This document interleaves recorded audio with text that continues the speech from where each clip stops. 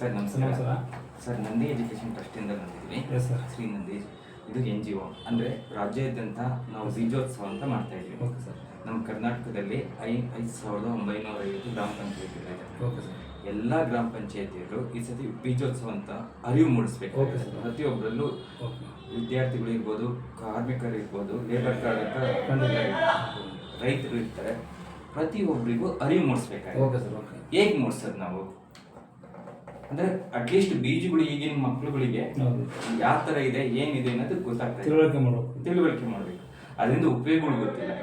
ಆ ಉಪಯೋಗಗಳನ್ನ ತಿಳಿಸೋದಕ್ಕೋಸ್ಕರ ನಮ್ಮ ಸಂಸ್ಥೆಯಿಂದ ಎಲ್ಲ ಗ್ರಾಮ ಪಂಚಾಯತಿಗಳಿಗೂ ಶ್ರೀಗಂಧ ಇರ್ಬೋದು, ಬಿದೂರು ಇರ್ಬೋದು, ನೇರಳೆ ಈ ಥರ ಬೀಜಗಳು ಹಲವಾರು ಹೊಂಗೆ ಇವೆಲ್ಲ ಬೀಜಗಳು ಇರ್ತವಲ್ಲ ಅವನು ಶಾಲೆ ಗ್ರಾಮ ಪಂಚಾಯತಿಯಲ್ಲಿ ಮಾಡಬೇಕು ಅಂತ ನಮ್ಮ ಕಾನ್ಸೆಪ್ಟ್ ಇದೆ. ಯಾಕೆಂದ್ರೆ ಅದು ಮಾಡಿದಾಗ ನಾನು ಒಂದು ಬೀಜ ಹಾಕಿದ್ದೀನಿ. ಖಂಡಿತ.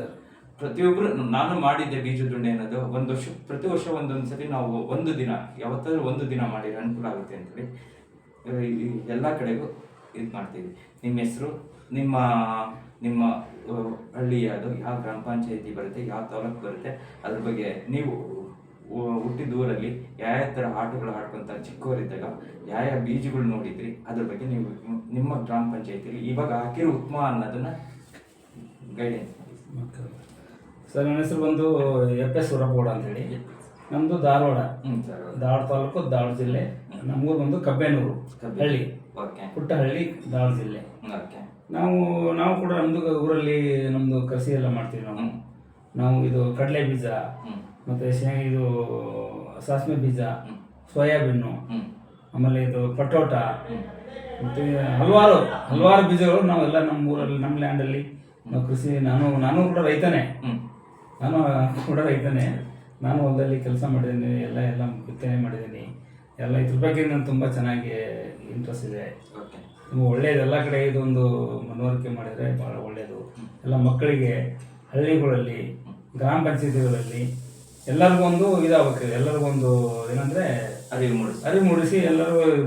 ಮಕ್ಕಳಿಗೆಲ್ಲ ಏನು ಗೊತ್ತಿಲ್ಲ, ಸ್ಕೂಲಿಗೆಲ್ಲ ಹೋಗಿ ಅಲ್ಲೆಲ್ಲ ನೀವು ಪ್ರೆಸೆಂಟೇಷನ್ ಕೊಟ್ಟು ಅದನ್ನ ಮಾಡಿದರೆ ತುಂಬ ಉತ್ತಮ ಡೆವಲಪ್ಮೆಂಟ್ ಆಗುತ್ತೆ. ಭಾಳ ಉತ್ತಮ ಆಗುತ್ತೆ. ನಿಮ್ಮಲ್ಲಿ ಅರಣ್ಯ ಪ್ರದೇಶ ಎಷ್ಟಿದೆ ಅಂತ ನಿಮಗೆ ಏನಾದರೂ ಇದೆಯಾ? ನಿಮ್ಮಲ್ಲಿ ಅರಣ್ಯ ಇದೆಯಾ? ಅರಣ್ಯ ಇದೆ ಸರ್. ನಮ್ಮಲ್ಲಿ ಎಷ್ಟು ಅಂದರೆ ನನಗೆ ಗೊತ್ತಿರೋ ಒಂದು 15ರಿಂದ 20 ಸಾವಿರ ಎಕರೆ ಅರಣ್ಯ ನಮ್ಮ ಧಾರವಾಡ ಜಿಲ್ಲೆಯಲ್ಲಿ. 15ರಿಂದ 20 ಎಕರೆ ಲ್ಯಾಂಡ್ ಇದೆ ಸರ್. ಧಾರವಾಡ, ದಾಂಡೇಲಿ, ಹಳಿಯಾಳ, ಇದು ಕಾರವಾರ, ಕೈಗಾ, ಇದು ನಮ್ಮೂರಿಂದ ಸ್ಟಾರ್ಟ್ ಆಗುತ್ತೆ. ಅಲ್ಲೆಲ್ಲ ನೀವು ಚಿಕ್ಕವರಿದ್ದಾಗ ಆಟ ಆಡಿದ್ದೀರಾ? ಅರಣ್ಯ ಪ್ರದೇಶಕ್ಕೆಲ್ಲ ಹೋಗಿದ್ದೀನಿ. ನಾವೆಲ್ಲ ಟ್ರೆಕ್ಕಿಂಗ್ ಎಲ್ಲ ಮಾಡಿದೀವಿ ಸರ್. ಅಲ್ಲೆಲ್ಲ ಮಾಡಿದ್ದೀರಾ? ಟ್ರೆಕ್ಕಿಂಗ್ ಎಲ್ಲ ಮಾಡಿ. ಇವಾಗ ಹೇಗಿದೆ? ಇವಾಗ ರೀಸೆಂಟ್ ಆಗಿ ಏನಾದ್ರು ವಿಸಿಟ್ ಮಾಡಿದ್ರಾ? ಈಗ ಒಂದು 1 year ಬ್ಯಾಕ್ ಹೋಗಿದ್ದೆ ಸರ್ ನಾನು. ಅಲ್ಲಿ ಹೇಗಿದೆ ಈಗ? ಇನ್ನೂ ಡೆವಲಪ್ ಆಗಿದೆ. ಇನ್ನೂ ಚೆನ್ನಾಗಿ ಡೆವಲಪ್ ಆಗಿದೆ. ಅಲ್ಲೆಲ್ಲ ಸ್ಮಾಲ್ ರಿಸಾರ್ಟ್ ಎಲ್ಲ ಮಾಡಿದ್ದಾರೆ. ರೆಸಾರ್ಟ್ಕಿನೆಲ್ಲ ನೀವು ಮುಂಚೆ ಇದ್ರಲ್ವಾ? ನೀವು ಕಾಡನ್ನ ಸರ್ ನಾವು ಹೋದಾಗೆಲ್ಲ ಇನ್ನೂ ಅಷ್ಟು ಡೆವಲಪ್ಮೆಂಟ್ ಇರಲಿಲ್ಲ. ನಾನು ಕೇಳ್ತಾ ಇರೋದು ನಾವು ಅರಣ್ಯನ ಹೆಚ್ಚಾಗಿ ಬೆಳೆಸ್ಬೇಕಂತ. ಹೌದೌದು. ಇವಾಗ ಏನಾಗಿದೆ, ರೆಸಾರ್ಟ್ ಆಗ್ಬಿಟ್ಟು ಅಲ್ಲಿ ಕಾಡು ಪ್ರಾಣಿಗಳು ಸರ್ ಅವಾಗೆಲ್ಲ ಜಾಗ ಇತ್ತು ತುಂಬಾ. ಅರಣ್ಯ ಏನಿರಲಿಲ್ಲ ಅವಾಗ. ಈ ಪ್ರಾಜೆಕ್ಟ್ ಆಗಲಿ ಯಾವ ಏನು ಅಲ್ಲಿ ಇದು ಏನಿರಲಿಲ್ಲ. ಬರೇ ಅರಣ್ಯ ಇಲಾಖೆ ವರ್ಕ್ ಖಂಡಿತ ಕಂಟಿನ್ಯೂ. ಈಗ ಏನಾಗಿದೆ, ಎಲ್ಲಗಳು ಅದು ಇದು ಪ್ರಾಜೆಕ್ಟು, ಫ್ಯಾಕ್ಟ್ರಿಗಳು ಅದೇನೇನೋ ಮಾಡ್ಕೊಂಡು ತುಂಬಾ ಕಮ್ಮಿ ಆಗಿದೆ. ಅದನ್ನೇ ನಾವು ಅರಣ್ಯ ಜಾಗ ಪ್ರಾಣಿ ಪಕ್ಷಿಗಳಿಗೆ ಓಡಾಡ್ಲಿಕ್ಕೆ ಅವಕ್ಕೆ ತುಂಬಾ ತೊಂದರೆ ಆಗ್ತಾ ಇದೆ. ಕುಡಿಯಕ್ಕೆ ನೀರಿಲ್ಲ, ಅವಕ್ಕೆ ತಿನ್ಲಿಕ್ಕೆ ಆಹಾರ ಇಲ್ಲ. ಎಲ್ಲ ಕಡೆ ರಿಸಾರ್ಟ್ಗಳು ಮಾಡ್ಕೊಂಡು, ಈ ಫ್ಯಾಕ್ಟ್ರಿಗಳು ಮಾಡ್ಕೊಂಡು ಏನೇನೋ ಪರ್ಸನಲ್ ಎಲ್ಲ ಮಾಡ್ಕೊಂಡು ಎಲ್ಲ ಅರಣ್ಯ ಎಲ್ಲ ಹಾಳಾಗೋಗ್ಬಿಟ್ಟಿದೆ. ಮುಂಚೆಗೂ ಇವಾಗ ಸರ್ ನನ್ನ ಪ್ರಕಾರ 40% ಅರಣ್ಯ ಇದಾಗಿದೆ, ನಾಶ ಆಗಿದೆ. ಇವಾಗ 40% ಆಗಿದೆ ನನ್ನ ಪ್ರಕಾರ. ನಾಶ ಆಗಿದೆ, ಅರಣ್ಯ ನಾಶ ಆಗಿದೆ ಅಂತಂದ್ಮೇಲೆ ಅದನ್ನ ನಮ್ಮ ಸಂಸ್ಥೆಯವ್ರು ನಾವೇನ್ ಮಾಡ್ತಿದ್ವಿ, ಆ ಗ್ರಾಮ ಪಂಚಾಯತಿ ಲಿಮಿಟ್ಸ್ ಅಲ್ಲಿ ಆ ಶಾಲೆಯರು, ರೈತರು, ಗ್ರಾಮ ಪಂಚಾಯತಿ, ಒಂದು ಗ್ರಾಮ ಪಂಚಾಯತಿಲಿ ಮಿನಿಮಮ್ 2,000 ಜನ ರೈತರು ಬರ್ತಾರೆ. ಮಿನಿಮಮ್ 2,000 ಜನ. ಆಮೇಲೆ ಒಂದು ಆ ಗ್ರಾಮ ಪಂಚಾಯತಿ ಲಿಮಿಟ್ಸ್ ಅಲ್ಲಿ ಒಂದು 500ರಿಂದ 1,000 ಮಕ್ಕಳುಗಳು ಬರ್ತಾರೆ. ಚಿಕ್ಕ ಮಕ್ಕಳು ಎಲ್ಲ ಸೇರಿಸ್ಬಿಟ್ಟು ಮಕ್ಕಳು, ಅವ್ರಿಗೆ ಎಲ್ಲರೂ ಒಂದೊಂದು ಬೀಜದುಂಡೆ. ನಾನು ಒಂದು ಬೀಜ ಹಾಕಿದ್ದೀನಿ ಅಂತ ಅರಿವು ಮೂಡಿಸಿದ್ರೆ ಖಂಡಿತ. ಮತ್ತೆ ನಮ್ದು ಡೆವಲಪ್ ಆಗುತ್ತೆ. ಇವಾಗ ಅರಣ್ಯ. ಗಿಡಗಳು ಕಡಿಯೋದು ಹಾಳು ಮಾಡೋದು ಅದೆಲ್ಲ stop ಆಗುತ್ತೆ. ಸ್ಟಾಪ್ ಆಗುತ್ತೆ. ಹೌದು. ಆ ಮತ್ತೆ stop ಹೆಚ್ಚಿಗೆ ನಾವು ಬೆಳೆಸ್ಬೋದು ಹೆಸರ ಮಕ್ಕಳ ಕಡೆಯಿಂದ ಒಬ್ಬೊಬ್ಬ ಒಂದೊಂದು ಬೀಜ ಹಾಕಿದ್ರೆ ಇನ್ನೂ ಚೆನ್ನಾಗಿ ಬೆಳೆಸ್ಬೋದು ನಾವು ಅರಣ್ಯ. ಈ ತರ ಯಾರು ಮಾಡಕ್ ಹೋಗಲ್ಲ. ಯಾಕಂದ್ರೆ ಇದು ನಾವು ಮಾಡೋದನ್ನ ಸ್ಟಾಪ್ ಮಾಡ್ಬೇಕು.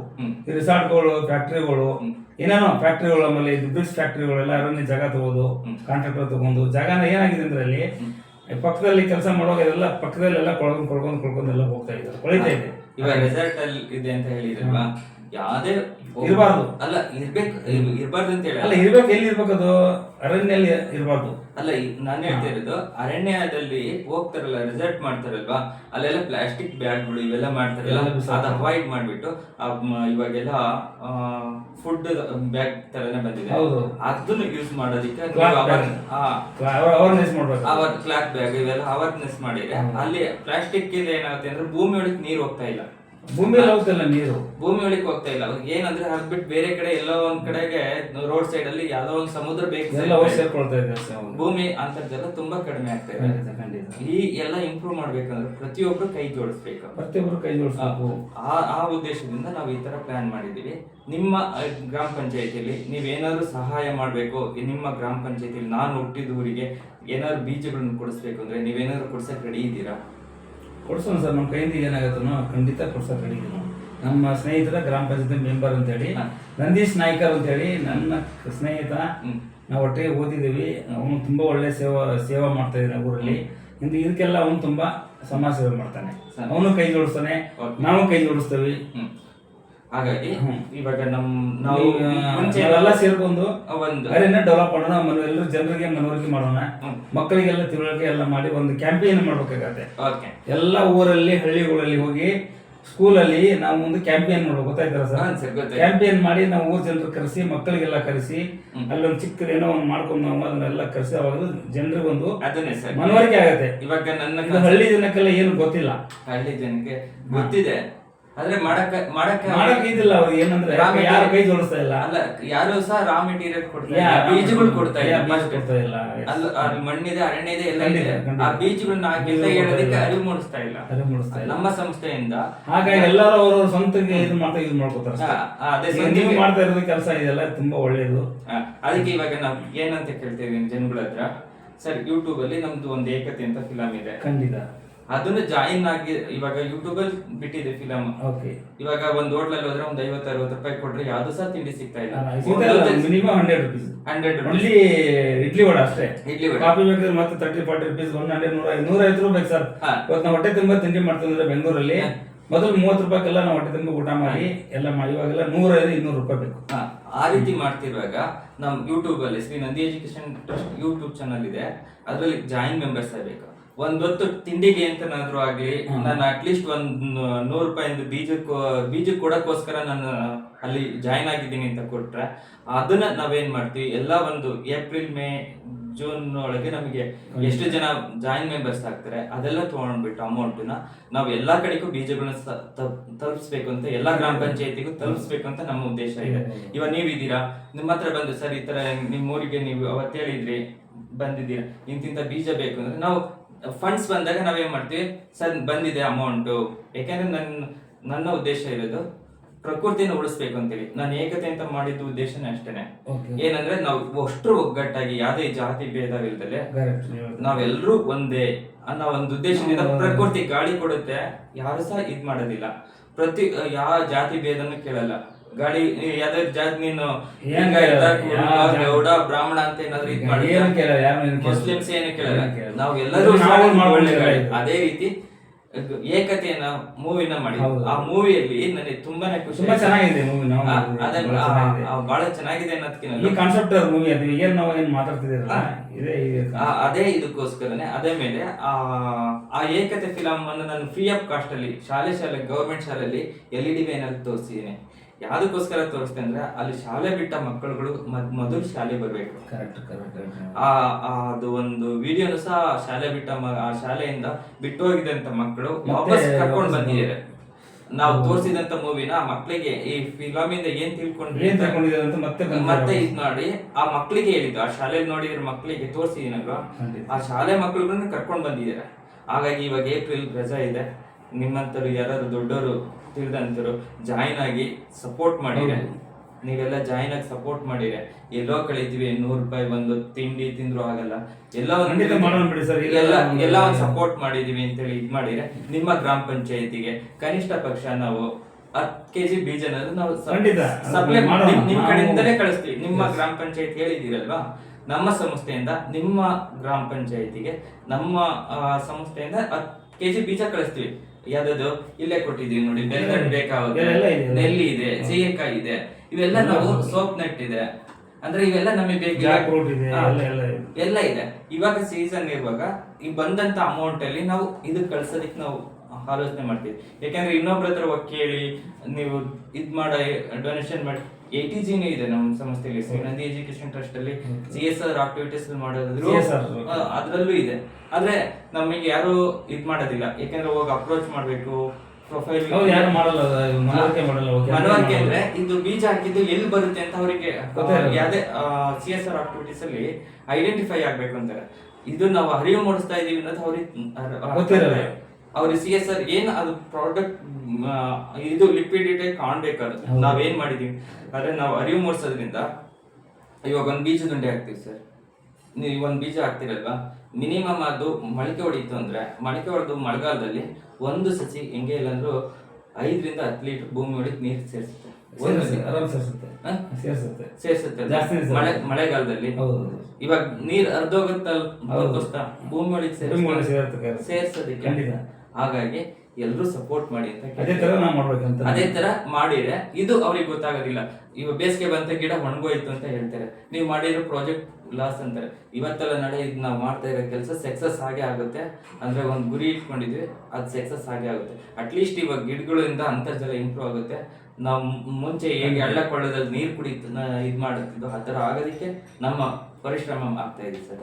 ಖಂಡಿತ ಮಾಡೋಣ, ಎಲ್ಲ ಸೇರಿ ಕೈ ಜೋಡಿಸೋಣ. ನೀವು ಮಾಡೋದು ಒಳ್ಳೆ ತುಂಬಾ ಚೆನ್ನಾಗಿದೆ ಕಾನ್ಸೆಪ್ಟ್, ಒಳ್ಳೇದಾಗ್ಲಿ. ನಮ್ಮ ಕಡೆಯಿಂದ ಏನಾಗಿದೆ ನಾವೆಲ್ಲ ಸಹಾಯ ಮಾಡೋದು. ನಮ್ಮ ಫ್ರೆಂಡ್ಗೆಲ್ಲ ನಮ್ಮ ದೋಸ್ತಗೆಲ್ಲ ಹೇಳಿ, ಗ್ರಾಮ ಪಂಚಾಯತ್ ಮೆಂಬರ್ಗೆಲ್ಲ ಅಧ್ಯಕ್ಷ ಹೇಳ್ತೀವಿ, ಮೆಂಬರ್ಗೆಲ್ಲ ಹೇಳ್ತೀವಿ. ನಾವು ಅವ್ರ ಕಡೆಯಿಂದ ಏನಾಗಬೇಕು ನಾವು ನಿಮಗೆ ಫೋನಲ್ಲಿ ಕಾಂಟ್ಯಾಕ್ಟ್ ಮಾಡಿಸ್ತೀವಿ, ಇಲ್ಲ ವಿಡಿಯೋದಲ್ಲಿ ಮಾತಾಡ್ತೀನಿ ನಾನು. ಓಕೆ, ವಿಡಿಯೋದಲ್ಲಿ ಇದು ಹೇಗಿದೆ ಒಬ್ರಿಂದ ಒಬ್ರು ಶೇರ್ ಮಾಡಿ. ಅಟ್ಲೀಸ್ಟ್ ಏಕತೆ ಮೂವಿನಾದ್ರೂ ನೋಡಿದ್ರೆ ನಾವು ಒಂದಲ್ಲ ಒಂದಿನ ನಾವ್ ಎಲ್ಲಾ ಗ್ರಾಮ ಪಂಚಾಯತಿಗೂ ತಲುಪಿಸಕ್ ಸಾಧ್ಯ ಆಗುತ್ತೆ. ನಿಮ್ಮೆಲ್ಲ ಸಹಕಾರದಿಂದ ನಾವು ಮಾಡ್ಲೇಬೇಕು. ಕಾನ್ಸೆಪ್ಟ್ ಚೆನ್ನಾಗಿದೆ. ಇವಾಗೆಲ್ಲ ಹಳ್ಳಿ ಊರಲ್ಲಿ ಗ್ರಾಮ ಪಂಚಾಯತಿಯಲ್ಲಿ ಸಸಿಗಳನ್ನ ರೋಡ್ ಸೈಡ್ ಅಲ್ಲಿ ನಡೆಸ್ತೀವಿ. ಕೆಲವಷ್ಟು ಜನ ನಾವು ಸಸಿ ಕೊಡ್ತೀವಿ ಅಂತಾರೆ. ಆ ಗ್ರಾಮ ಪಂಚಾಯತಿ ಇಂತ ನಿಮ್ಮೂರಲ್ಲಿ ತಿಳ್ಕೊಳ್ಳಿ, ರೋಡ್ ಇರುತ್ತೆ. ಇವಾಗ ರೋಡ್ ಸೈಡ್ ಅಲ್ಲಿ ಮರಗಳು ಇಲ್ಲ, ಇವಾಗ ಆ ರೋಡ್ ಸೈಡ್ ನಿಮ್ಮ ಗ್ರಾಮ ಪಂಚಾಯತಿಯಲ್ಲಿ ನಿಮ್ಮ ಹೆಸರುಗಳಲ್ಲೇ ಯಾರು ಡೊನೇಷನ್ ಮಾಡ್ತಾರ, ಅವ್ರ ಹೆಸರಲ್ಲಿ ಅಲ್ಲಲ್ಲಿ ಸಸಿಗಳು ನೆಡ್ತೀವಿ. ಆ ತರ ಮಾಡೋಣ ಅಂತ ನಮ್ಮ ಇದಿದೆ. ಚೆನ್ನಾಗಿದೆ, ತುಂಬಾ ಸೂಪರ್ ಆಗಿದೆ. ಆದ್ರೆ ಜೂನ್ ಇಂದ ಮಾಡ್ಬೇಕು. ಇವಾಗ ಏಪ್ರಿಲ್ ನಿಂದ ಮಾತ್ರ ಮಾಡಿ ನಾನು ಜೊತೆ ಬರ್ತೀನಿ, ನಾವು ಕೈ ಕೊಡಿಸ್ತೀವಿ. ನಮ್ಮ ಸ್ನೇಹಿತರು ಮಿತ್ರ ಸರ್, ನಮ್ಮ ಸ್ನೇಹಿತರು ಅವರು ಬಹಳ ತುಂಬಾ ಒಳ್ಳೆಯವರು. ಅವರು ನಾವು ನೀವು ಎಲ್ಲ ಸೇರ್ಕೊಂಡು ಮಾಡೋಣ. ಓಕೆ, ತಪ್ಪೇನಿಲ್ಲ. ಆದ್ರೆ ಉಳಿಸ್ಬೇಕಾಗಿದೆ ಸರ್, ಉಳಿಸ್ಬೇಕಾಗಿದೆ. ಖಂಡಿತ ಉಳಿಸೋಣ. ಮತ್ತೆ ನಮ್ಮ ಅರಣ್ಯ ಮತ್ತೆ ಹೆಚ್ಚಿಗೆ ಬೆಳಿಬೇಕು. ಅರಣ್ಯ ಇದ್ರೆ ನೆಕ್ಸ್ಟ್ ಪ್ರಾಣಿಗಳಿಗೆ ನೀರಿಲ್ಲ, ಆಹಾರ ಇಲ್ಲ, ಒಟ್ಟು ಎಲ್ಲಿ ಇರ್ಬೇಕು ಗೊತ್ತಿಲ್ಲ ಅವ್ರಿಗೆ. ಹಂಗಾಗ್ಬಿಟ್ಟಿದೆ, ಎಲ್ಲ ಕಡಿತಾ ಇದಾರೆ.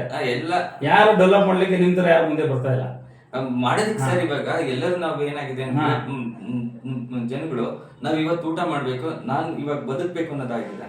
ಪ್ರಕೃತಿನ ಬದುಕ್ಸೋದಿಕ್ಕೆ ಅವ್ರಿಗೆ ಸಮಯ ಇಲ್ಲ. ಯಾಕಂದ್ರೆ ಇವಾಗ ನಿಮಗೆ ಇನ್ನೊಂದು ಎಕ್ಸಾಂಪಲ್ ಕೊಡ್ತೀನಿ. ಈ ಬ್ರಿಟಿಷರ್ ಬಂದು 200 ವರ್ಷ ನಮ್ಮ ಆಳ್ವಿಕೆ ಮಾಡಿದ್ರೆ ಫಸ್ಟ್ ವ್ಯಾಪಾರ ಮಾಡ್ತಾ ಮಾಡಿ ಯಾವ್ದಕ್ಕೆ ಅವರು ಕಲ್ಲು ಹಾಕಿರು ಗೊತ್ತಾ? ಫಸ್ಟ್ ಯಾವ್ದ್ರ ಮೇಲೆ ನಮ್ಮ ಇಂಡಿಯಾ ಇದ್ರ ಮೇಲೆ ಯಾವ್ದ್ರ ಮೇಲೆ ಕಲ್ಲು ಹಾಕಿರಂದ್ರೆ ಫಸ್ಟ್ ಹೊಡೆದಿದ್ದು ಎಜುಕೇಶನ್ ಮೇಲೆನೆ. ಅವರು ನಮ್ಮ ಮುಂಚೆ ಇದ್ದಿದ್ದು ಗುರುಕುಲ ಮೆಥಡ್. ಅಂದ್ರೆ ಬರೆಯೋದು ಇದೆಲ್ಲ ಕೈಯಲ್ಲಿ. ಅವರು ಎಷ್ಟು ನಾರ್ಜಬಲ್ ಪರ್ಸನ್ ಇದ್ರು ಅಂದ್ರೆ ತುಂಬಾನೇ ಇದ್ರು. ಈಗಿನವರು ಬರೀ ಮಗ್ಗಿ ಕಲ್ತೀವಿ ಅಂತ ಅನ್ಕೊಂಡಿ ಅವ್ರು 50ವರೆಗೂ ಮುಂಚೆನೆ ಯಾವ ಪೇಪರ್ ಇಲ್ದಲೆ ಅವರೇ ಮೈಂಡ್ ಅಲ್ಲಿ ಲೆಕ್ಕ ಹಾಕ್ಬಿಟ್ಟು ಹೇಳೋರು ಅಲ್ವಾ? ಅದೇ ತರ ಅವರು 200 ವರ್ಷ ತಗೊಂಡು ನಮ್ಮ ಆಳ್ವಿಕೆ ಮಾಡಕ್ ಬಂದ್ರು ಅಂದ್ರೆ ಫಸ್ಟ್ ಹೊಡೆದಿದ್ದು ಎಜುಕೇಶನ್ ಸಿಸ್ಟಮ್. ಅದಕ್ಕೋಸ್ಕರನೇ ನಾನು 2005 ಶ್ರೀ ನಂದಿ ಎಜುಕೇಶನ್ ಟ್ರಸ್ಟ್ ಅಂತ ಇದು ಮಾಡಿದ್ದೆ. ನಾನು ಪರಿಸರದ ಬಗ್ಗೆ ಅರಿವು ಮೂಡಿಸ್ಬೇಕು ಅಂತ ಅಂದ್ಬಿಟ್ಟು ಅಂದ್ರೆ ಯಾರ ಹತ್ರನು ಇಲ್ಲಿವರೆಗೂ ಕೇಳ್ತಾ ಇರ್ಲಿಲ್ಲ ಅಮೌಂಟ್. ಆದ್ರೆ ಇದು ದೊಡ್ಡ ಮಟ್ಟ ಮಾಡ್ಬೇಕು ಅಂದಾಗ ಎಲ್ಲರ ಹತ್ರನು ಕೇಳ್ತಾ ಇದೀನಿ. ಸಹಾಯ ಮಾಡಂತರು ತಿಳಿದಂತರು ನಮ್ಮ ಇದು ಟ್ರಸ್ಟ್ ಅಕೌಂಟಿಗೆ ಇದು ಮಾಡಿದ್ರೆ ATC ಬೆನಿಫಿಟ್ ಸಿಗುತ್ತೆ. ATC ಬೆನಿಫಿಟ್ ಬೇಕು ಅನ್ನೋರು ಮಾಡ್ಬೋದು. ಅದೇ ರೀತಿ ಇಲ್ಲ ನನ್ನ ಕೈಯಲ್ಲಿ ಅಷ್ಟೆಲ್ಲ ಕೊಡಕ್ಕಾಗಲ್ಲ, ನಿಮಗೆ ಎಷ್ಟೋ ಒಂದು 100 ರೂಪಾಯಿ ಏನೋ ಕೊಡ್ತೀನಿ ಸಹಾಯ ಮಾಡ್ತೀನಪ್ಪ ಅನ್ನೋರು ಫೋನ್ ಪೇ ಏನಾದ್ರು ಮಾಡ್ಬೋದು. ಅದೇ ಖಂಡಿತ ಬಿಡಿ ಮಾಡೋಣ, ನಾವು ಮಾಡ್ಸೋಣ, ಬೇರೆಯವ್ರಿಗೆ ನಾವು ತಿಳುವಳಿಕೆ ಹೇಳ್ತೀವಿ, ಇದ್ರ ಬಗ್ಗೆ ಅರಿವು ಮೂಡಿಸ್ತೀವಿ. ಹಾಗೆ ಇವಾಗ ಒಂದು ವಿಡಿಯೋ ಯೂಟ್ಯೂಬ್ ಅಲ್ಲಿ ಅಪ್ಲೋಡ್ ಮಾಡಿದ್ದನ್ನ ಅಟ್ಲೀಸ್ಟ್ ನೀವು 10 ಜನಕ್ಕೆ ಶೇರ್ ಮಾಡಿ.